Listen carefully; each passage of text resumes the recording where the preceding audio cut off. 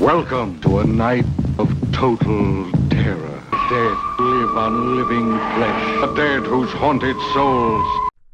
When Night of the Living Dead was released in 1968, it marked the beginning of a revolution in horror cinema that would echo through decades of filmmaking.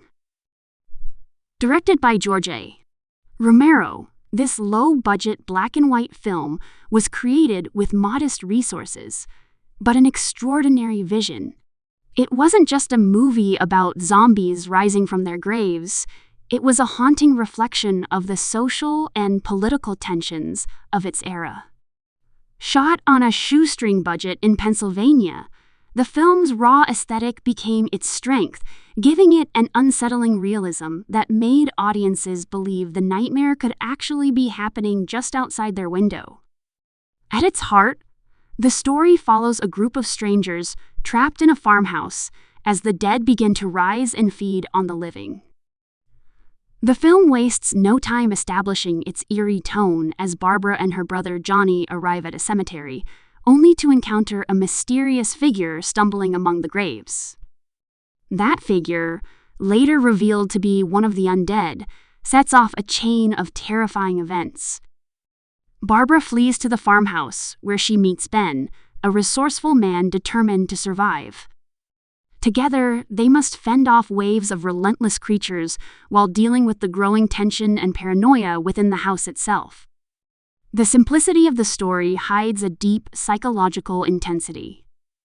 The film isn't just about external threats, it's about how fear and distrust can destroy people from within.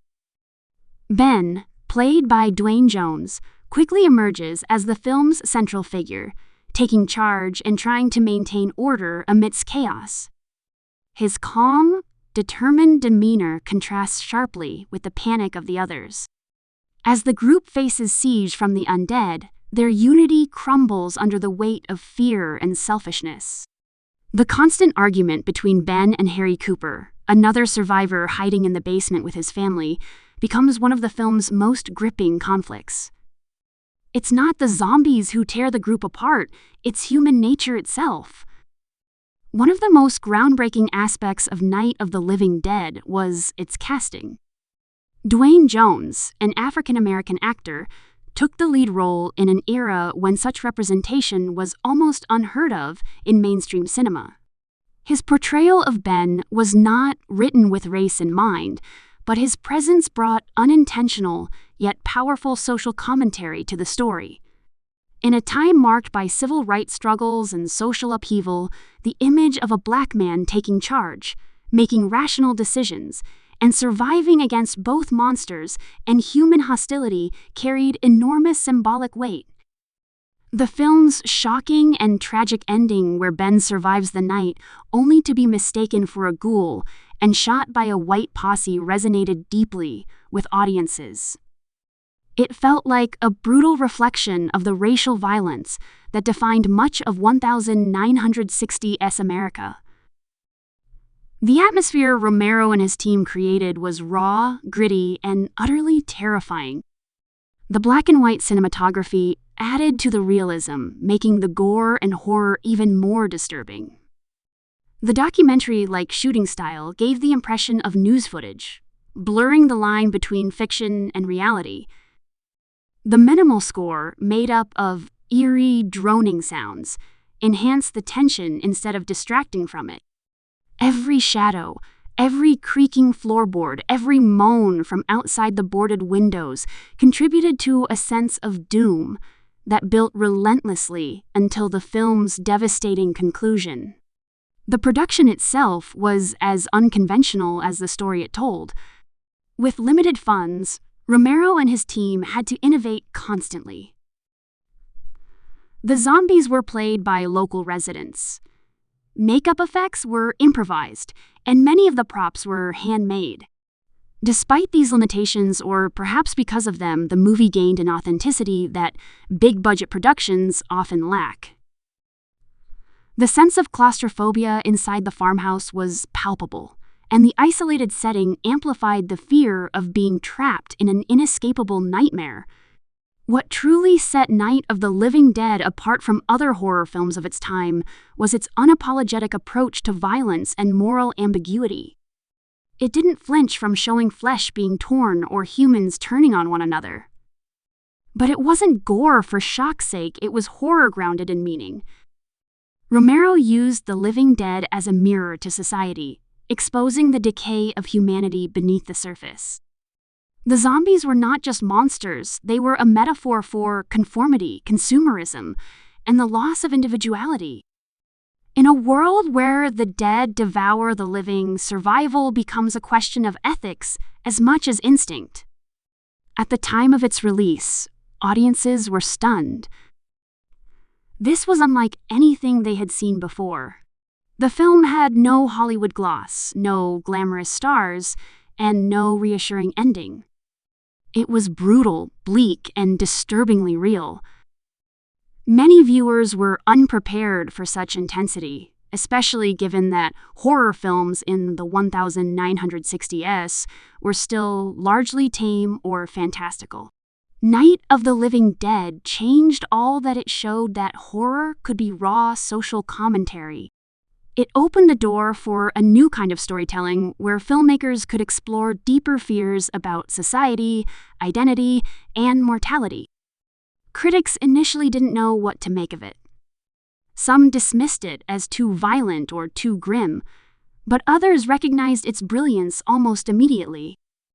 Over time, its reputation grew until it was acknowledged as one of the most influential horror films ever made. It became the foundation for an entire genre. Before Romero, zombies in cinema were minor supernatural curiosities slow, mystical figures tied to voodoo lore. After Night of the Living Dead, they became flesh-eating corpses driven by hunger.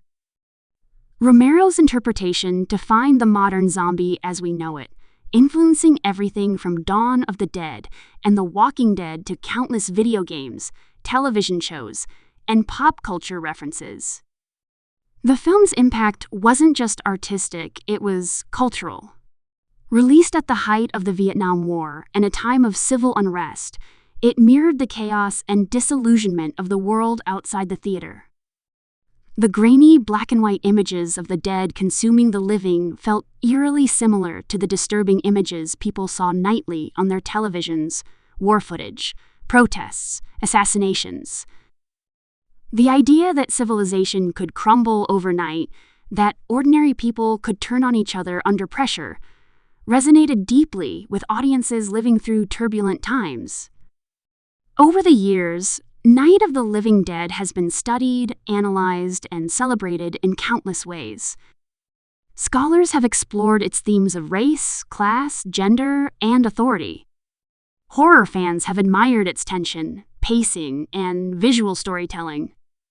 Filmmakers have cited it as a major inspiration for decades. Its influence can be felt not only in horror, but across genres that deal with survival, apocalypse, and human behavior in crisis. The idea of a small group of people trapped in a single location, forced to confront both external threats and internal conflict, has become a recurring motif in storytelling ever since. What makes the film timeless is how it continues to provoke thought and fear even today. Modern audiences, despite being accustomed to high-definition visuals and complex effects, still find themselves gripped by its stark simplicity. The fear it evokes doesn't rely on technology or spectacle, it's psychological. The idea of being surrounded, helpless, and betrayed by those you depend on remains universally terrifying. The farmhouse, the boarded windows, and the shadowy figures outside are more than just settings. They're symbols of human vulnerability and denial. Another striking element is how the film handles morality. There are no heroes in the traditional sense. Every character makes mistakes, acts selfishly, or succumbs to fear. The story refuses to offer easy answers or redemption. When Ben takes control, his decisions are logical but not always right. When Harry insists on hiding in the basement, he's cowardly but not entirely wrong. This moral grayness gives the movie an almost existential tone. The horror doesn't come just from the undead, it comes from realizing that human beings are their own worst enemies. The ending remains one of the most shocking and powerful conclusions in film history. After all the terror and struggle, Ben emerges as the last survivor, only to be killed by men who mistake him for a monster. It's a cruel twist that strips away any sense of victory or hope. That moment, framed like a documentary still, lingers long after the credits roll. It forces viewers to question who the real monsters are, the mindless dead outside, or the living who act without thought or compassion. It's a statement on violence, prejudice, and the fragility of morality in a collapsing world. Decades after its release, Night of the Living Dead remains a masterpiece of independent filmmaking. It showed that with passion, creativity, and a powerful idea, even a small team could make something that would change cinema forever. Its legacy lives on not just in sequels and remakes, but in the entire horror culture it inspired. Every zombie film, every apocalyptic story owes a debt to Romero's vision. The movie's influence can be felt in music, literature, and art. Its imagery has become a universal language of dread and survival. Even more remarkable is how the film continues to connect with new generations. Its themes of fear, isolation, and societal breakdown feel as relevant now as they did in 1968. In a world facing crises, pandemics, and uncertainty, Night of the Living Dead still speaks to the anxiety of modern life. It reminds us how thin the line is between civilization and chaos, and how easily humanity can lose itself when fear takes over.